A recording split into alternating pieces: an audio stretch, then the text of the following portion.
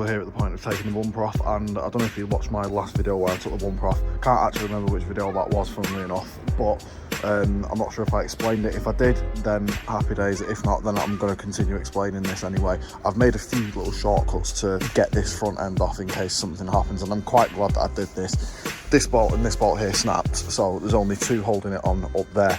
And if we go around to the side, there's only one screw clipped into the arch liner there, and there it will come free. None of the under trays are attached because it takes 46,000 years to take it off otherwise. They've been off for years and nothing's ever happened. The bumper's always been in place and it hasn't even come out of line or anything. So yeah, let's whip this off and see what's behind it and remove this. Before doing any of this, I recommend that you do wear gloves, and that's not what I've got on me at the moment, unfortunately. So we're just going to kind of wing it and pull these arch liners out again. There's no clips down the side here. They sit in very tightly. If you just get your finger behind there, ow, that's exactly why you need gloves. As you can see, these arch liners are very in without the clips. Oh, there we go. There we go, and she's coming out nicely.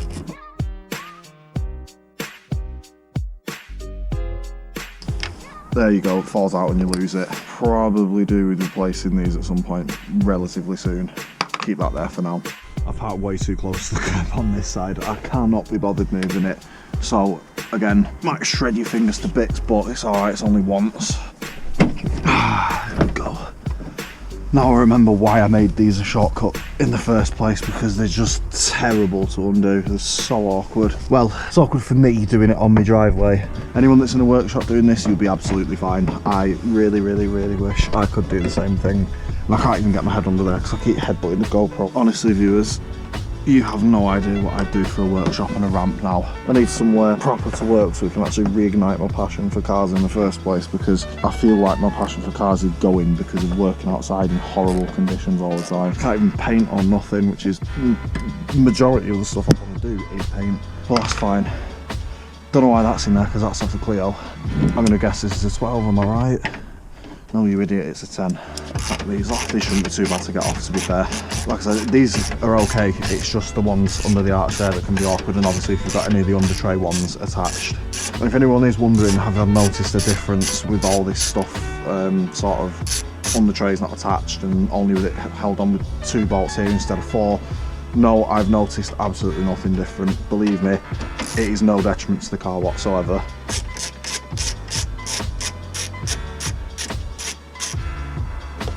And just like that, on my car at least, we are free. And there is some copper grease on the end of those as well, so that's a good sign that I've done the right thing in the past. And I think it'd probably be best now just to go and wash my hands before unclipping this bumper and going finding some gloves so I don't make a mess of any of the paintwork. Although it does need touching up anyway, best not to make it worse. Gloves required. I remember now, it was installing this grill, the video obviously, how could I forget that? Kind of a pointless video now, but hey, I think we'll start off with unhooking it at the sides. Now, you're going to want to be very careful so you don't nick all your paint up here and damage any of it. You can see there's a little chunk missing out of my corner there, so you just want to be very careful that you don't catch that. These come out very... That was not a good sound. What was that? It's bloody GoPro, man.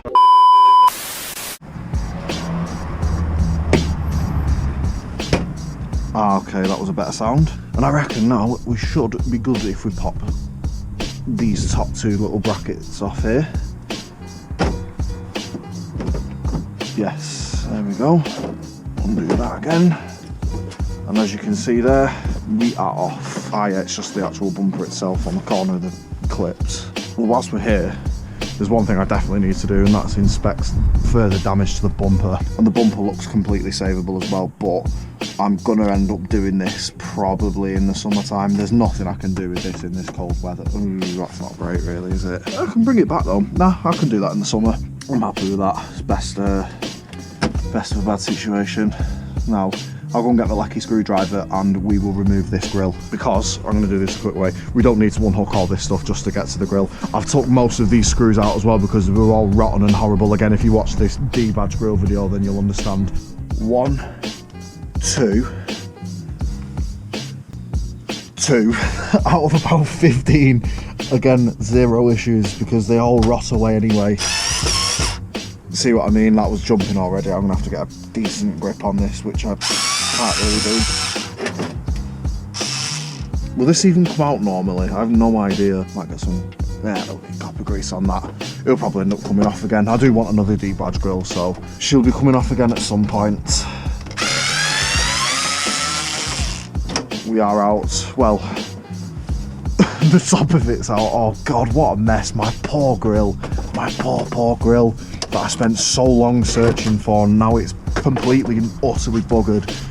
I'm assuming that's another chunk of it. That's the top, it'll come out. I'm wondering whether to do a little series on this to see if I can actually make something from this battered old grill.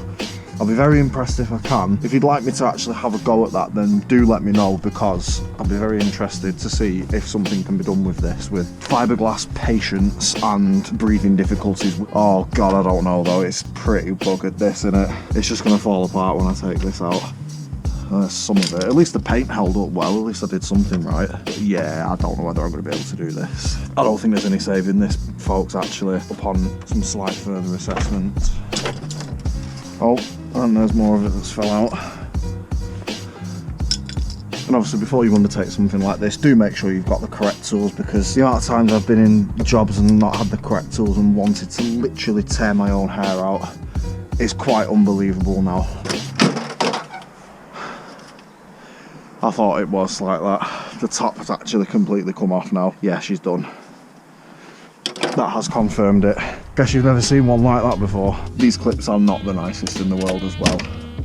So do be prepared again. Once again, patience is key with this stuff. Don't be too worried about the clips on the actual bumper side. They're bloody strong on the bumper side. They seem way more flimsy on the actual grill itself.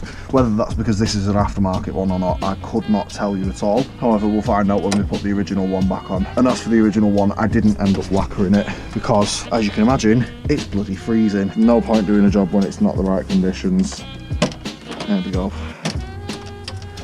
And that might as well be its own piece as well. That clip's already broken. That's just wiggling about in there. Is there any clip in that? No, there's not. Or in the side there.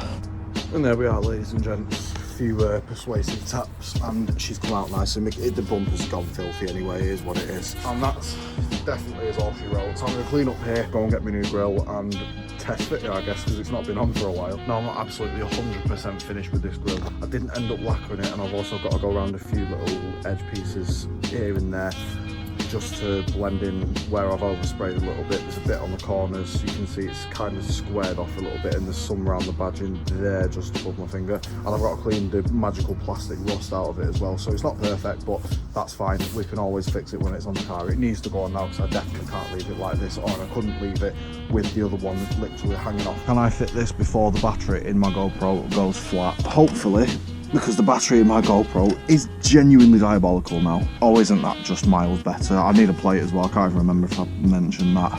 Again, this grill is not by any means at all a permanent fix. I want another debadged one. And just as I said that, the GoPro went flat. I think the battery itself is completely knackered, so time to get the tripod out. Now it's just a case of putting those two screws back in on the top and lining the clips up.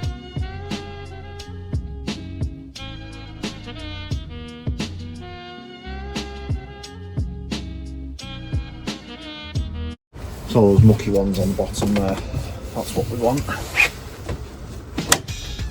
Just like that. I think we're in there, ladies and gents. Check this out. She's not looking bad at all. Just want to wash and wax on that front bumper. Watch as I make this mysterious gap in the panel vanish.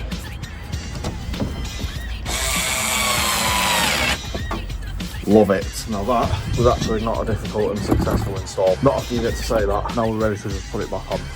As for the fog light, as I mentioned earlier, I don't know if you can see this or not, you probably can't, but in this side of the plug here, it is absolutely full of crap. I have no idea what I can get in there to clean it. However, I can access it via just going this way with my little cheeky arch liner method. So for now, we'll put the bumper back on.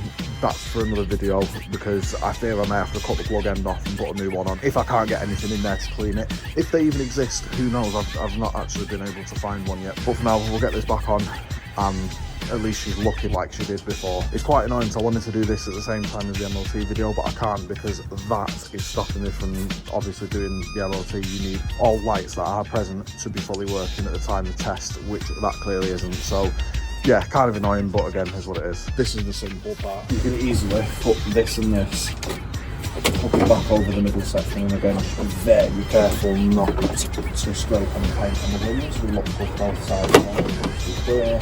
You will end up catching on loads of different stuff here, so you have to be patient with it. Yep, we're not touching there, and we're not touching there.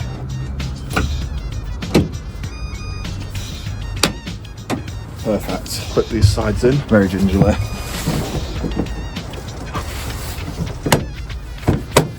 Perfect. Easy as that. Just some minor scarring, but should be ready to go back on the road. Right, let's get her put back together then. 2 bolts there, 1 screw, and the arch liners. But I'm going to leave the arch liners out because obviously I need to get back to that fog light, which is just the bane of my life at the moment. Friendly advice: if you haven't copper greased these bolts in particular before, please do that. You're going to end up being a rookie like I was and making the mistake of going at it and snapping the bolts, which I've done twice in this now, and I did that quite a number of years ago, and I'm not going to put them on too tight either. Get that in there. So yeah, not going too mad on these. Nip them up the same with go. Let's see what it looks like with the bonnet closed. Now the big reveal. Da, da, da, da, da. Lovely jubbly. Again, I'm loving it with the no plate. It's such a shame that you have to have plates in this country. It actually looks cool with no plate. I'm really happy that's on and that it's actually fixed again. I don't know if I'm being too optimistic here, but I'm going to go inside and find one of those plug ends if it kills me, and I will hopefully report back with some good findings. And it's good news, ladies and gents. I found one for just shy of £5 including postage, located in the UK, and it should be here within the week, which is absolutely fantastic news. So Swifty will be back on the road pretty soon. Before it gets too dark, I will round this video off. She looks miles better than she did at the start of the day, and I'm pretty happy with the result as well. Next episode, we're going to tackle that pesky fog light, get it through its MOT, get it insured again, and she'll be back on the road full time at 100%. But I won't be dailying it because obviously I slipped up earlier in this video and you saw this.